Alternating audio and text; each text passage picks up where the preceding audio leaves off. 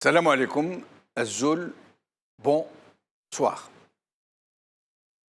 En Algérie, l'armée a toujours été au cœur du pouvoir. Et rien ne pouvait se faire sans elle, en bien comme en mal. Mais ces chefs, ceux-là qui décident de tout, jusqu'à choisir qui mettre dans les institutions de façade, ont toujours fait en sorte de ne pas être sur le devant de la scène, laissant la vedette à des succédanés de leaders, à des personnalités aussi diverses qu'elles sont périphériques, tonitruantes au possible, comme tout tonneau vide qui se respecte. Mais il semble que ces temps soient vraiment révolus de diversion et de poudre aux yeux. Les vernis se craquellent et la vraie nature du pouvoir est en train d'apparaître sous son véritable jour, même si de toutes les façons c'était un secret de polichinelle. Aujourd'hui que la crise s'exacerbe, que la rente qui permettait d'huiler des équilibres se rétrécit dangereusement, au moment où les appétits s'aiguisent, le roi est nu, le vrai roi, ce vrai décideur qu'est l'armée ne peut plus se cacher derrière son doigt, encore moins derrière sa feuille de vigne. Tous les regards se tournent vers elle, l'armée.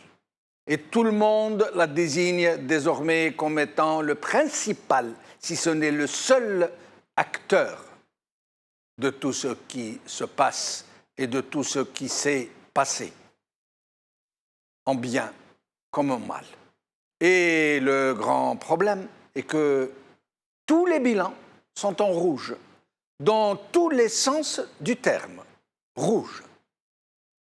Après les flatulences de la grande zerda et la douce torpeur de la sieste généralisée, voici que tout le monde se réveille au milieu d'une crise aux 1000 visages, d'une tragédie annoncée qui pourrait emporter tout le pays.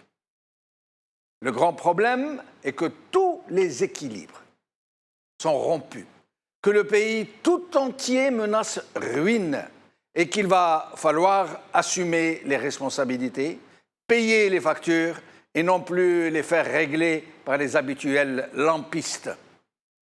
Et maintenant que les bilans s'imposent par eux-mêmes, qu'il n'est plus possible de passer les dégâts en perte et profit, comme d'habitude, l'opinion publique ne se cherche plus un bouc émissaire, mais un responsable. Celui qui a été derrière toutes les grandes décisions, toutes les grandes orientations, si tant est qu'il y ait eu un jour une quelconque orientation dans ce pays où la gabegie est le seul gouvernail. Et c'est bien pour cela que du sein même de l'armée, des grondements se font entendre, que des politiciens ne craignent plus de l'interpeller, et que ses propres retraités montent au créneau en ordre de marche pour braver l'interdit de manifester dans la capitale.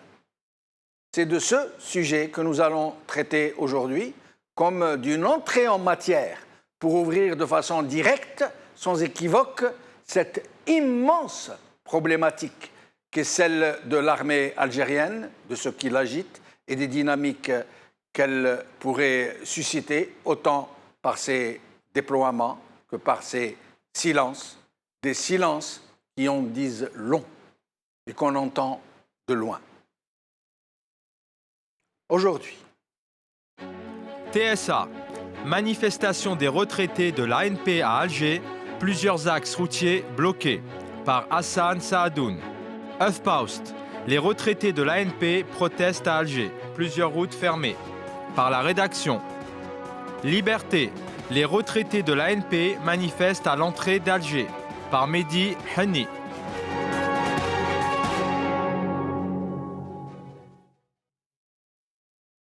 ancien de l'ANP, l'armée dans l'œil du cyclone. C'est le titre de notre émission d'aujourd'hui. Et pour en parler, nous aurons avec nous au téléphone Ali Benouari, ex-ministre, président de Nida Al-Watan, Lies Rahmani, président du Front des Forces Vives algériennes. Au téléphone toujours Kamel Amzil, ancien de l'armée, qui nous parlera depuis Tizi Ouzou, et Nourdine Ababsa, ancien de l'armée, qui nous parlera depuis Batna. Kamel Amzil, merci d'être avec nous. Merci, bonsoir tout le monde et bonsoir voilà, ceux qui sont sur le plateau. Bonsoir. Alors, Kamel Amzil, donc encore une fois, et ce n'est pas la deuxième fois, ce n'est pas la troisième fois, vous êtes déjà sorti plusieurs fois pour réclamer, protester, entre autres de vos demandes, je vais les citer rapidement, il y en a beaucoup, il y en a plus d'une vingtaine. Je cite les principales. Vous demandez une revalorisation des pensions, une réintégration des militaires radiés de façon injuste, vous dites illégale, réparation financière pour les handicaps subis pendant la décennie rouge, prise en charge médicale, droit au logement et autres revendications. Il y a quelque temps, le ministère de la Défense nationale, vous avez répondu de façon assez vigoureuse, vous affirmant que la plupart des dossiers avaient été réglés, que vous êtes manipulé, qu'il ne reconnaît pas à votre mouvement une quelconque représentation hors de l'association pour les retraités militaires. Qu'est-ce que vous pourriez nous dire d'abord au sujet de tout ça, puis nous en viendrons à ce qui s'est passé aujourd'hui et hier. Voilà, déjà merci beaucoup. Pour vous rectifier, c'est Kamel Amzal et c'est pas Kamel Amzil. Voilà, ancien soldat de l'ANP, ancien soldat 92-96 au moment difficile, au moment du terrorisme, au moment de la décennie noire de l'Algérie. Voilà, donc nous, c'est un groupe de 92-96, les 18 plus 6, et non pas des retraités, nous sommes des appelés au service national en 92 jusqu'à 96, donc nous avions passé 18 mois au service national, puis nous ont ajouté les 6 mois en plus, sans... Kamel Amzil, c'est une obligation. Kamel Amzil, je me permets de vous interrompre. En fait, cette manifestation, c'est celle des retraités de l'armée, des radiés, des rappelés, des invalides, des membres de gardes communaux. Non, moi, je parle des 18 plus 6 comme je le suis et comme mes coéquipiers que je félicite aujourd'hui, ils sont sortis nombreux des 48 wilayas sur Alger à la capitale, donc ce n'est pas les retraités, ce n'est pas la garde communale et ce n'est pas les anciens de l'armée nationale. Nous sommes les 18 plus 6, les militaires appelés au service national dans la décennie noire. Et nous avions resté encore 6 mois dans une obligation dont l'Algérie se trouvait dans des cas très très durs, très très difficiles dans la décennie noire. Donc c'était une obligation de rester les 6 mois en plus. Et nous avons donné plus de nous-mêmes, nous avons fait un grand rendement pour ce pays, pour que l'Algérie vivra en paix.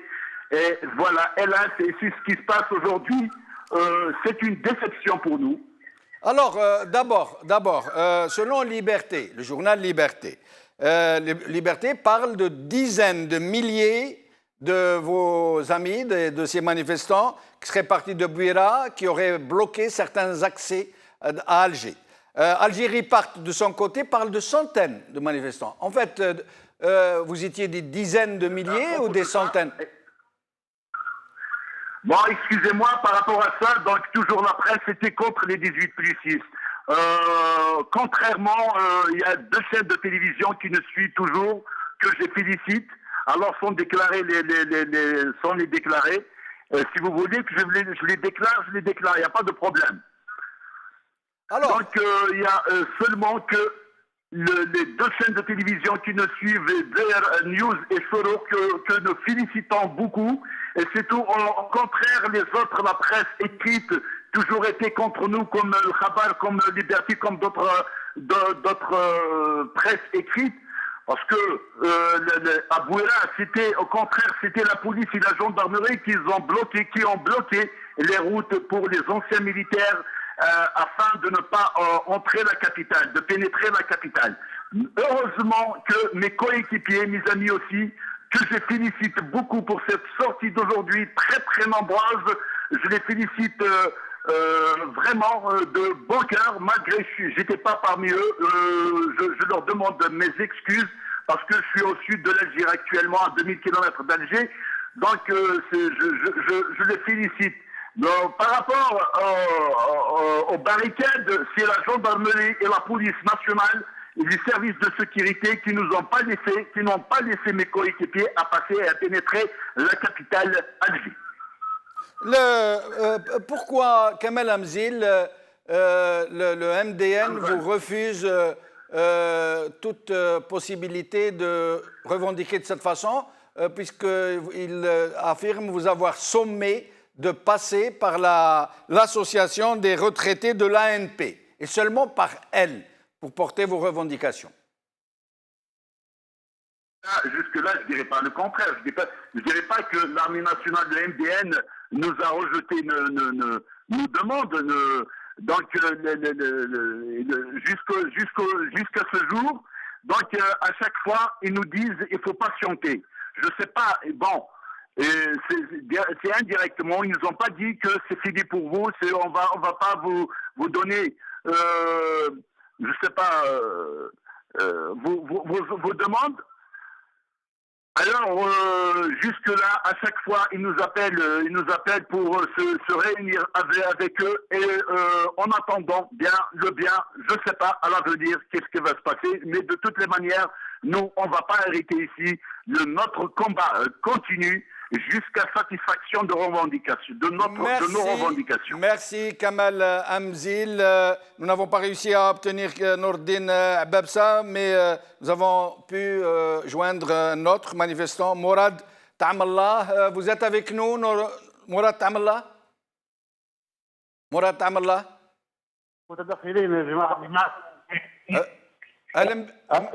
Merci d'être avec nous, Mourad Ta'amallah. مرحبا بك مرحبا بك في جمال المدعوين وجميع الجزائر. اهلا بك. مراد تعمل الله تتكلم بالعربيه ولا بالفرنسي؟ واش تختار؟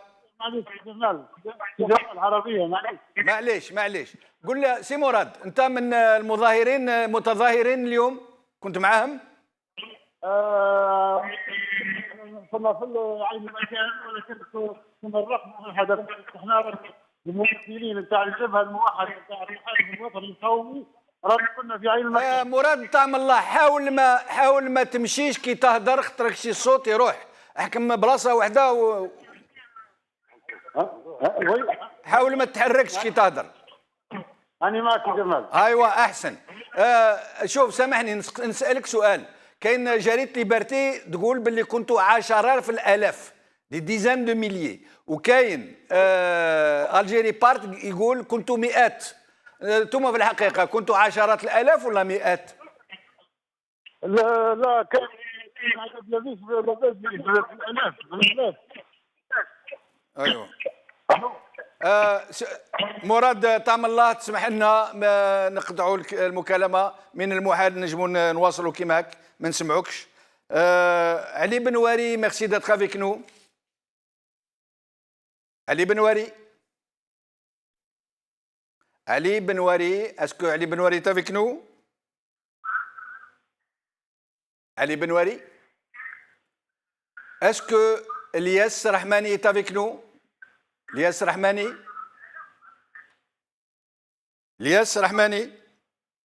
Ali Benouari. Oui, je suis là. Ah, merci d'être avec nous, Ali Benouari. Oui, je salue tous vos invités. Merci de m'inviter. Merci. Alors, Ali Benouari, donc encore une manifestation des anciens de l'ANP qui ont réussi à marcher de Bouira à Alger, qui ont été stoppés à Alger, parce que comme vous le savez, le régime interdit toute manifestation à Alger, mais ils ont réussi néanmoins à bloquer les accès de l'autoroute, certains accès du moins qui mènent vers Alger. Ça a provoqué un bouchon monstre, ça a quasiment paralysé la circulation pendant des heures. Et c'est les mêmes revendications socio-professionnelles, des revendications pour la dignité aussi, disent-ils, et le MDN leur refuse ce droit de manifester, leur opposant qu'ils ne peuvent exprimer ces revendications que par le biais de l'association pour les retraités de l'ANP et par n'importe autre, et non pas par n'importe quel autre canal. Ali Benouari, qu'est-ce que vous en pensez? La première remarque que j'ai envie de faire, c'est que ce n'est pas des militaires, c'est des civils. Ils ont fait le service militaire, c'est des civils. C'est des anciens de l'ANP. Oui. Mais ils ont des revendications qu'ils adressent à l'ANP, à l'armée. Oui. Donc c'est quand même une remarque importante. J'ai envie de dire aussi qu'ils manifestent comme, ce qui est grave, ce qui interpelle, c'est que les marches à Alger sont interdites. Et eux, ils ont manifesté comme s'ils montraient de la défiance ou comme s'ils ne reconnaissaient pas, ou comme s'ils se reconnaissaient le droit de marcher pour défendre leurs intérêts. Et ce n'est pas les seuls, que ce soit des civils qui ont été dans l'armée, dans le service militaire, ou des policiers, puisqu'il y a quelques années, des policiers aussi ont défié les règles de fonctionnement de l'institution et ont manifesté en face de la présidence. Ou que ce soit des travailleurs, des résidents, des médecins résidents, des fonctionnaires, des étudiants. Finalement, tout le monde manifeste, c'est la mode. Mais c'est pas un effet de mode en réalité, c'est simplement le signe d'un dysfonctionnement des institutions. C'est quoi? Il y a de la mal-vie, il y a de l'injustice. Les gens n'arrivent pas, s'ils manifestent dans la rue, c'est qu'ils n'arrivent pas à se faire entendre par les canaux légaux. Il y a évidemment beaucoup de choses. Il y a des revendications socio-professionnelles. Il y a des revendications aussi qui sont d'une nature, j'allais dire, morale, parce qu'ils n'arrivent pas à se faire entendre. Ils ont l'impression qu'ils sont mahgourines. Donc, ils manifestent par défiance vis-à-vis des institutions, et c'est cela qui est remarquable. Et ils ne sont pas les seuls, puisque maintenant tout le monde manifeste. Jusqu'à quand les forces chargées du maintien de l'ordre vont-elles pouvoir résister? Et on peut imaginer qu'un jour il puisse y avoir une jonction entre tout cela. Maintenant, si on parle uniquement de l'armée ou des militaires au sein de l'armée, on pourrait parler du droit syndical au sein de l'armée qui n'existe pas, ni en France, ni dans aucun pays. Les militaires n'ont pas le droit de constituer un syndicat et de défendre leurs intérêts socio-professionnels, même si des pays comme la France ont été condamnés par la Cour européenne des droits de l'homme et ont été obligés de donner des compensations aux plaignants. Donc aujourd'hui en France, il y a le droit d'association pour les militaires et les gendarmes. Ce n'est pas un syndicat, mais au moins ils peuvent se faire entendre et défendre leurs intérêts. En Algérie, il y a l'association des anciens retraités, des retraités de l'ANP. Quelle est son efficacité? Est-ce qu'elle arrive réellement à se faire entendre? Si c'était vrai, ceux qui manifestent aujourd'hui ne seraient pas sortis dans la rue. Donc il est permis de douter de la représentativité et de l'efficacité de cette association des retraités de l'ANP, quels que soient les comment expliquez-vous, Ali Benouari, comment expliquez-vous, vous qui êtes un peu de la partie, j'entends, financière des choses, que ce département, le MDN, le ministère de la Défense nationale, qui est l'un des départements les plus budgétivores, qui a eu beaucoup d'argent, qui a dépensé énormément d'argent, et dont on sait que ces chefs, la crème de son encadrement est très bien traitée. Comment expliquez-vous que ces gens-là, qui ont été au charbon, si je peux dire, qui ont perdu beaucoup de gens, soient aussi maltraités, qu'ils en arrivent à demander à avoir des pensions dignes, de pouvoir en vivre, et surtout, après que le ministère de la Défense nationale ait affirmé que la grande majorité des cas sociaux ont été réglés depuis des années, alors que le journal Liberté parle de dizaines de milliers de manifestants. Oui, je pense que ça montre l'inefficacité de l'association dont on vient de parler, des retraités, et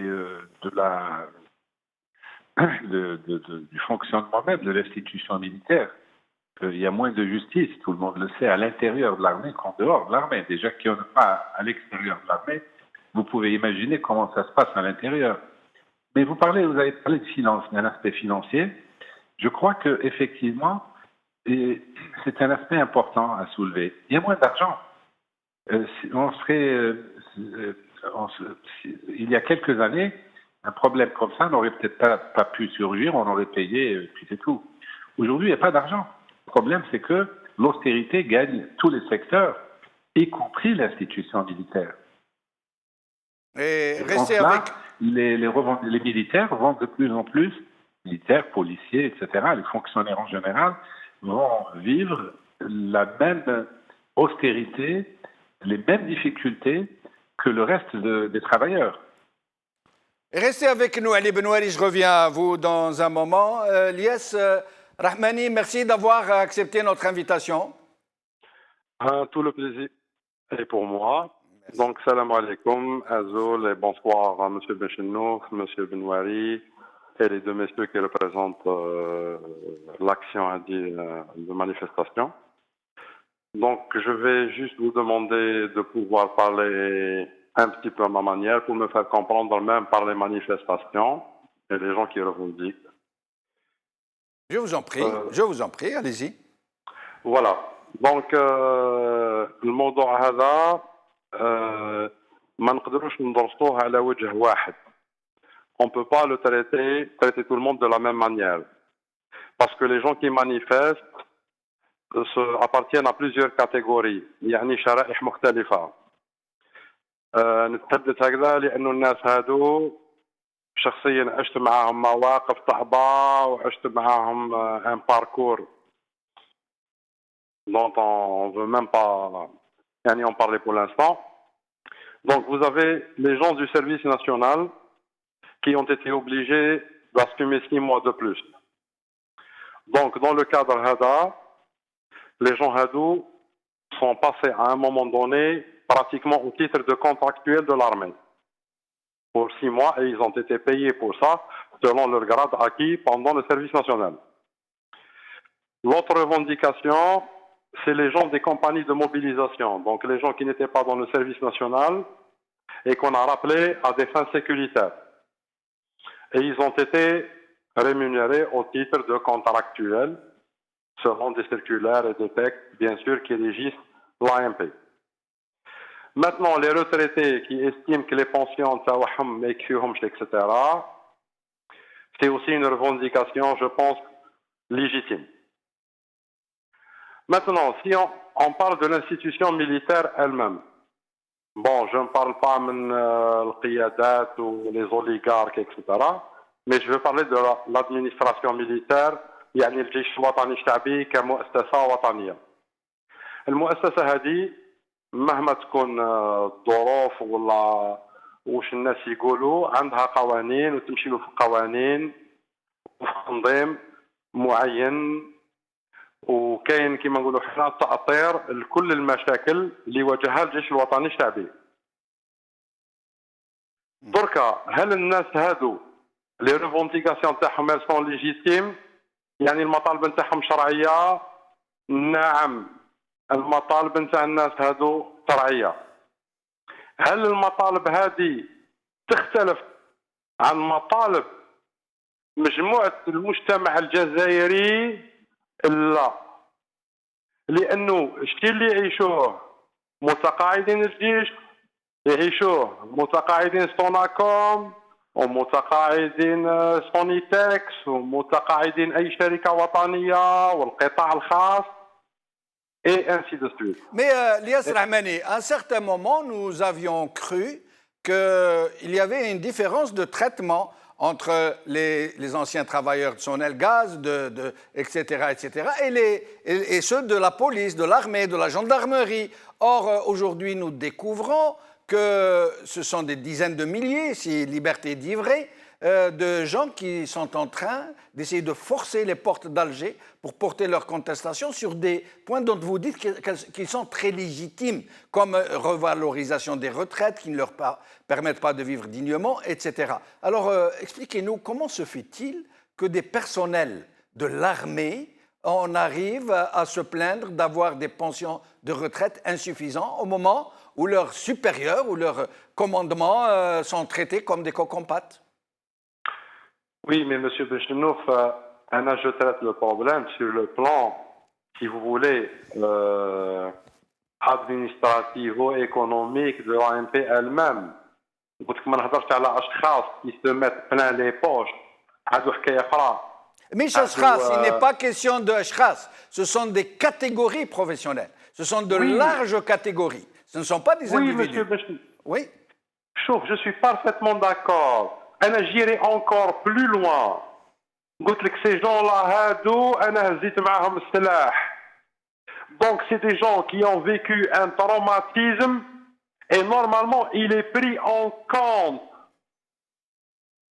oui. Sachant aussi, et je me permets d'insister, الناس هادو كانت la moyenne d'âge نتاعهم 20 سنة. Donc pratiquement dans certains pays n'étaient même pas majeurs. Donc maintenant le mal-vivre social il est généralisé في الجزائر هادو. هاد الشريحة تاع الناس عندها إحساس بالظلم لأنها حست أنها قدمت أكثر من المجتمع الباقي. وفي هذه ما نوافقهاش لأنه قامت بالواجب نتاعها. ربما من الناحية القانونية رايحين نعتبروا الناس نتاع لي كومباني دو موبيليزاسيون puisque on les a mobilisés de manière. Oui. Allô? Lias Hudaï, on vous entend très bien. Voilà, parce que moi j'ai perdu le son en fait. Lias Rahmani, on vous entend très bien. D'accord. Donc الناس هادو كما قلنا المطالب نتاعهم ليجيتيم. دونك انا بالنسبه لي المنظار نتاعي انا سي جو مو بوزيسيون من ناحيه وزاره الدفاع الوطني وتوجور كي نقول وزاره الدفاع الوطني نهضر على الوزاره كمؤسسه ما نحوس لا على الاشخاص لا واش داروا لا واش يديروا. المؤسسه هذه elle doit traiter ce problème là sur deux volets. Un volet purement juridique et un volet purement humain qui sera honorable à l'institution. Mais que pensez-vous de cette injonction du MDN faite aux manifestants de passer obligatoirement par le seul canal de l'association pour les retraités de l'ANP, hors duquel, dit-il, le ministère, il n'entendra personne? Là, c'est abusif. C'est très simple parce que l'association des retraités de l'armée représente les gens qui sont retraités de l'armée. C'est un statut. Maintenant, les gens qui ont servi dans le cadre des compagnies de mobilisation pour la lutte antiterroriste, les gens qui étaient dans le service national à qui on les a sommés de poursuivre encore, malgré ils ont été payés, ils ont tous fait des salaires, etc. Ça, c'est tout à fait bon, normal un petit peu. Mais ils étaient dans l'obligation, en fait, le choix. Donc là, c'est à la justice militaire ou la justice nationale ou ce que vous voulez de réévaluer la situation sur le plan juridique et éventuellement prendre en compte le facteur humain et répondre positivement le matalb تاع الناس هذه. Restez avec nous, Lias Rahmani. Ali Benouari. Ali Benouari, vous êtes avec nous, Ali Benouari. Oui, je suis là. Alors, comment Expliquez-vous, Ali Benouri, en dehors de ce que vous venez de nous signaler, du manque de sous, si j'allais dire, cet assèchement des ressources financières qui ne permettent plus qui ne permet plus au régime d'acheter la paix sociale tout azimut, de gorger tout le monde, de remplir les bouches de tout le monde dès qu'elles s'ouvrent pour protester. Comment expliquez-vous ce qui semble devenir une jonction entre diverses forces qui sont en train de sortir dans la rue et qui toutes tendent vers de mêmes aspirations, des aspirations à la dignité, au respect, à la considération, à un pouvoir d'achat plus digne, les médecins résidents, les étudiants, les enseignants, les militaires, la police qui a marché sur la présidence, rappelons-nous, qui a marché, malgré l'interdiction en fait aux gens de manifester à Alger, mais comme il n'y avait que la police pour les en empêcher, donc ils ont marché librement. Comment expliquez-vous cette jonction qui est en train de se cristalliser sur le terrain, dans la rue? Il y a deux choses qui font sortir les gens dans la rue. Il y a le sentiment d'injustice et il y a la malvie, le chômage, le problème économique. On a beau tourner et retourner le problème dans tous les sens, on s'aperçoit que même les événements cette grève. Ali Benouri, si vous avez un téléphone portable en main, essayez de ne pas bouger parce que nous vous perdons par moment. D'accord. Je dis que le problème économique est sérieux. Pourquoi? Parce qu'on a gaspillé les ressources du pays et parce qu'on a gonflé l'appareil sécuritaire. On a gonflé en nombre et en matériel. Nous avons une armée pléthorique, même si le pays est vaste. Nous avons une des armées les plus nombreuses sur le continent africain. On ne pas parler que du continent africain. Et si on ajoute la police et la gendarmerie, c'est absolument impressionnant. Mais ça coûte. Et si on rajoute le matériel, ça coûte encore plus. J'ai souvent eu l'occasion de parler du budget et de souligner cette profonde anomalie qui fait que les services de sécurité, c'est-à-dire l'appareil sécuritaire en général, intérieur et défense nationale, absorbent le tiers du budget. Le tiers du budget. Et aujourd'hui que nous sommes en pleine austérité, qu'il n'y a plus d'argent, on paye les gens avec de faux billets, avec des billets qu'on fabrique. Vous imaginez bien que la situation devient extrêmement tendue. On ne peut plus augmenter les salaires, on ne peut pas donner des rattrapages, des salaires comme on a fait il y a quelques années, 3 années de rappel à la police, oui, qui sur simple 1 heure, ils ont exprimé une heure et on leur a doublé les salaires et avec un rappel sur 3 ans. Et bien ça, voyez-vous, ils ne peuvent plus le faire. Et comme les salaires en général sont bas, les retraites sont encore plus basses, le chômage, il ne faut pas oublier le chômage parce que beaucoup de gens qui manifestent aujourd'hui à Plage des Sablettes sont au chômage. Qu'est-ce que vous croyez? Vous croyez qu'ils travaillent, ils sont à l'aise, donc ils ont faim. Donc c'est un problème général qui gagne toutes les couches de la population.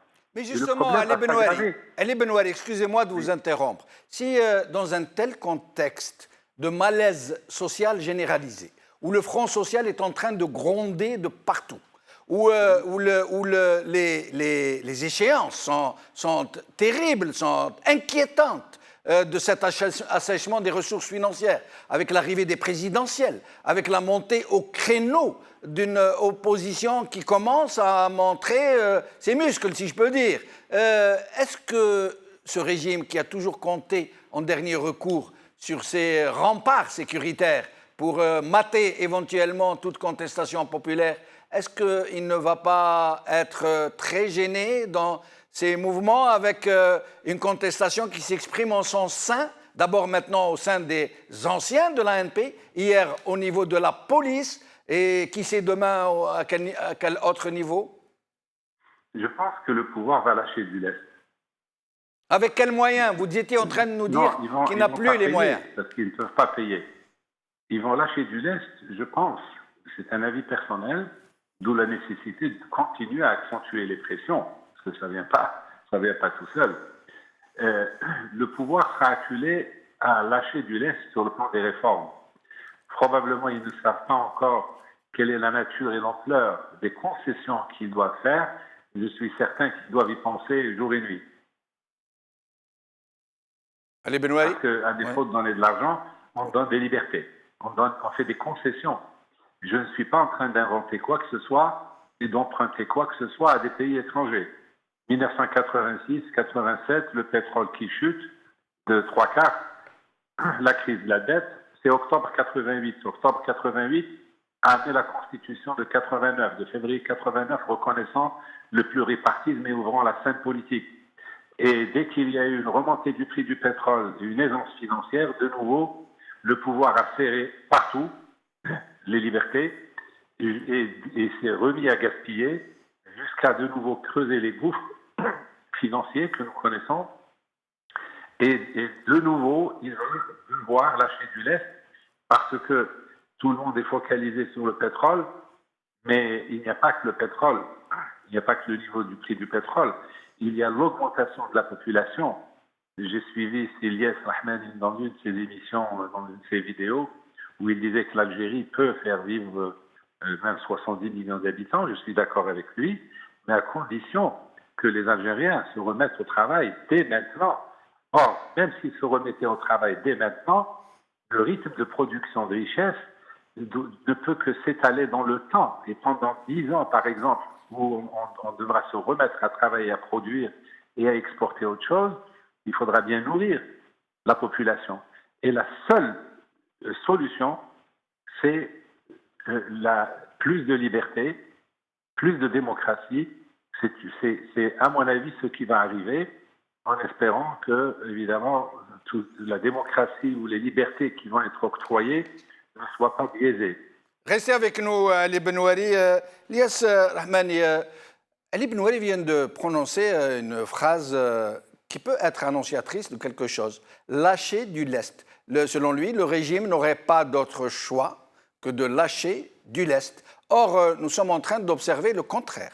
Le régime est en train d'exacerber les tensions, de procéder à des décisions extrêmes dont personne ne comprend les tenants et les aboutissants, dont, par exemple, le limogeage de très hautes personnalités sécuritaires, l'empêchement de dizaines et dizaines, nous dit-on, de hauts cadres de quitter le territoire national, de la présentation devant la justice de certains hauts responsables, cette affaire de la cocaïne qui semble avoir été explosée, si je peux dire, de façon délibérée, et j'en passe. À votre avis, le régime peut-il lâcher du lest pour éviter que ça ne parte en vrille? En fait, je suis parfaitement d'accord avec M. Benouari sur il faut qu'il y ait une réelle stratégie financière, d'investissement, etc., et de prendre en compte la croissance démographique algérienne, qui pour moi c'est une recherche nationale. Maintenant, que le pouvoir lâche du lest, non, ce n'est pas une solution. Le pouvoir doit quitter le pouvoir, doit donner le pouvoir aux compétences nationales, aux politiques nationales. Ce n'est plus une question de lâcher du lest et de négocier. La situation est explosive sur le plan social, économique, politique, sécuritaire, régional et encore plus.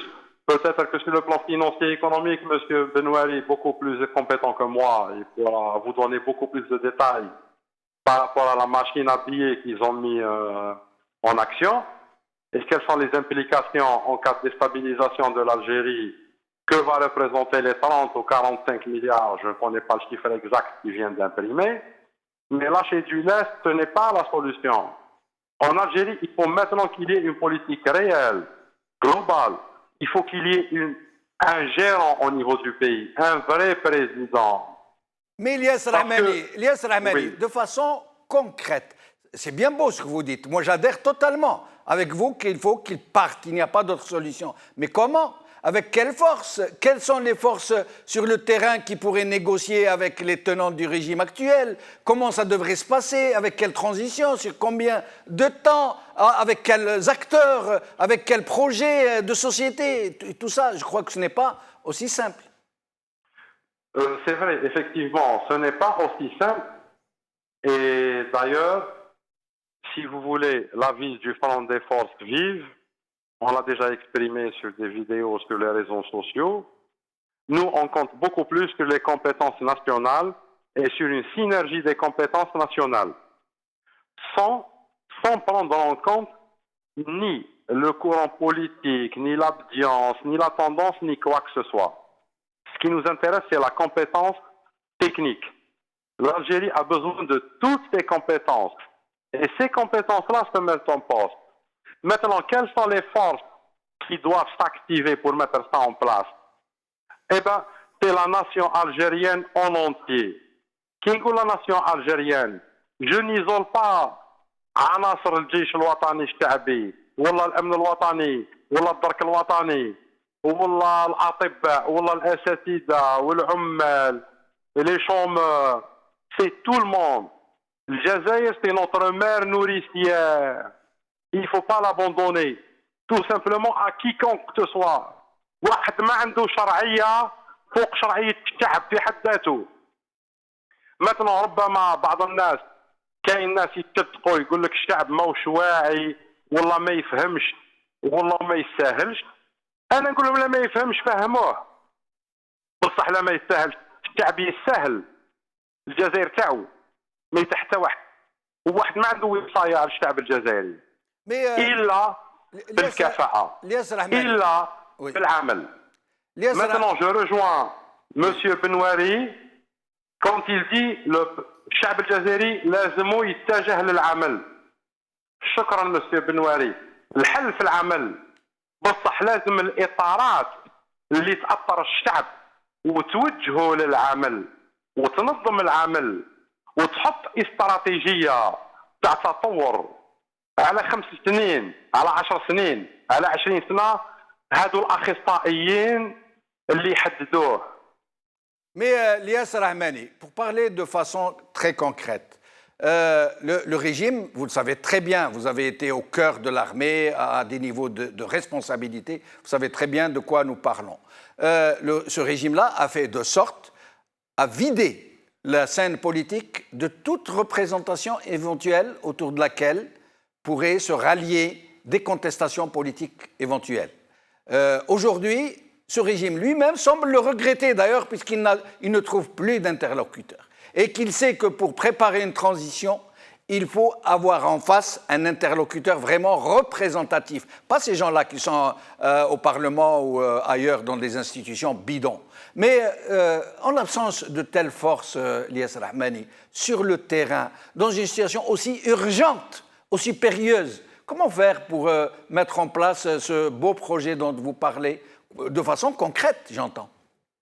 Eh ben, je vais vous répondre concrètement. D'ailleurs, je vous dis bravo pour cette petite analyse très perspicace. Effectivement, l'actuel pouvoir, ou les gens qui tiennent actuellement les rênes un petit peu, eh ben, ils sont dans la mélasse. Parce que la scène politique est complètement vide. Maintenant, avec le pouvoir, est-ce que M. Benchenouf, vous croyez qu'il a réussi à vider la scène politique sans la complicité des politiques eux-mêmes? Eh bien non. C'est que la plupart des politiques sont de très mauvaise foi. Tout simplement. La plupart intihaziyin. Ils négocient معاه 3 بلايص في البرلمان يبيع المبادئ تاعو. Donc, si le pouvoir a réussi à faire quelque chose, c'est parce que le politique a été corrompu à la base et a montré des signes de prédisposition à la corruption. يعني قريب نقول لك بالدارجة البوليتيك نتاع الجزائر معلق ورقة ويقول شكون يجي كومبيني اون غرو. ماتنون اكتويلمون حاليا نلاحظوا في لا سين بوليتيك افيكتيفمون كاين نوعا ما من حراك من تفعيل الروح وطنيه. ان شاء الله الفا ابوتير. بصح انا نوجه نداء من خلال القناه نتاعكم مسيو بشنوف. تفضل. Je souhaite que le politique, donc Monsieur Benouari, Madame Hassoul, les personnalités nationales, أزرعوا الأمل في الشعب، لأنه الشعب اللي يأمل في غد أحسن يناضل ويقاوم ويعمل. بصح الشعب المحبط ونزيدوا نجيو حنا نقولوا له أي خلاد وما كانش حل، إبا يهبط درعيه ويستنى الموت. Restez avec nous. Je suis des gens qui disent il faut raviver l'espoir في الشعب. الجزائر بلاد كبيرة، elle est riche, on a des compétences, on a de la jeunesse. Il faut juste une organisation يقوموا بها ناس qui ont des compétences, كيما Monsieur Benouari, كيما les anciens technocrates. Il ne faut pas regarder le passé تاع الناس, il faut solliciter leurs compétences. Tout simplement, ou j'ai plus rien à rajouter, Monsieur Bechino. Merci, restez avec nous jusqu'à la fin de l'émission. Ali Benouari, il ne reste plus beaucoup de temps. Lias Rahmani vient de parler directement de votre initiative, El Mouatana. Vous pensez très sincèrement que vous êtes dans la bonne direction, que vous pouvez rassembler demain, que vous pouvez être le début d'une synergie possible?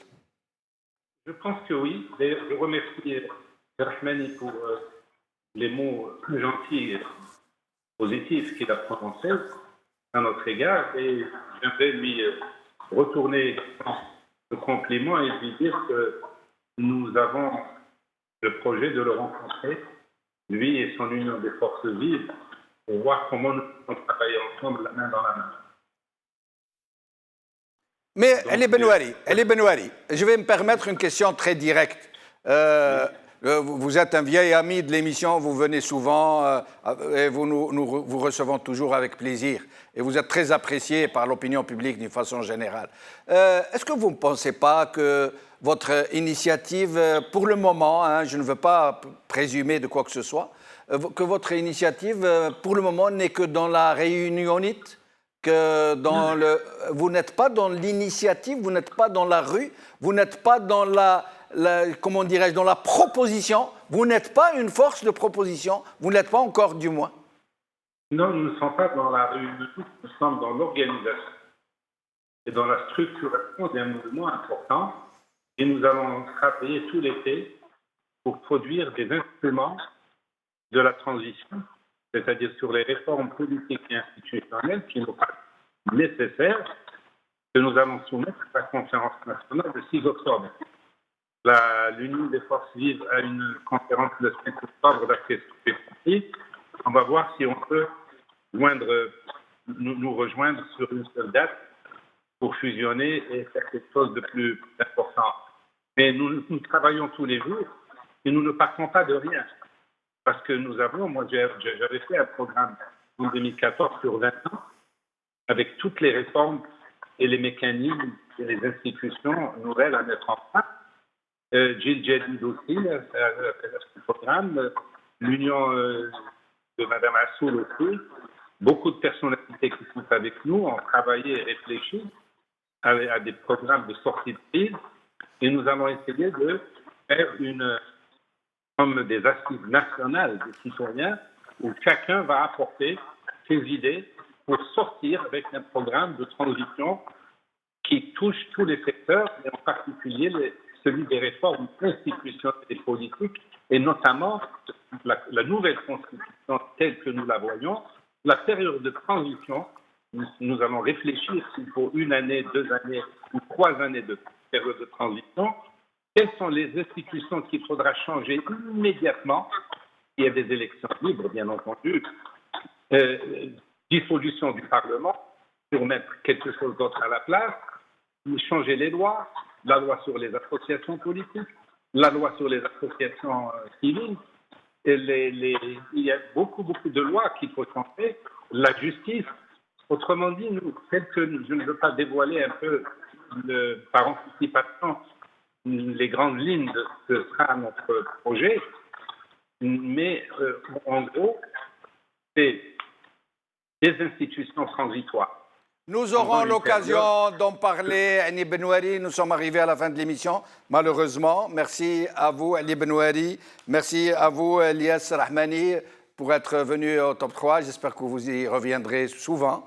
Merci à vous, chers amis. J'aimerais juste, chers amis qui avez suivi cette émission, j'aimerais juste vous dire que demain, si tout va bien, que nous avons programmé de faire une ou des émissions sur la sortie de M. Mokri qui appelle l'armée à intervenir pour empêcher un 5e mandat, et sur la réponse qui lui a été faite par M. Ould Abbas, qui a très vraisemblablement été dépêché pour lui répondre, et qui montre, cette situation qui montre qu'il y a des choses derrière sur lesquelles nous pourrions parler. Un maître mot aujourd'hui, c'est proposition, solution.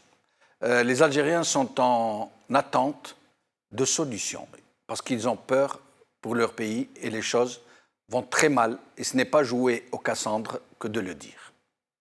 Merci, chers amis, de nous avoir suivis. B'khawa la khair, b'slama.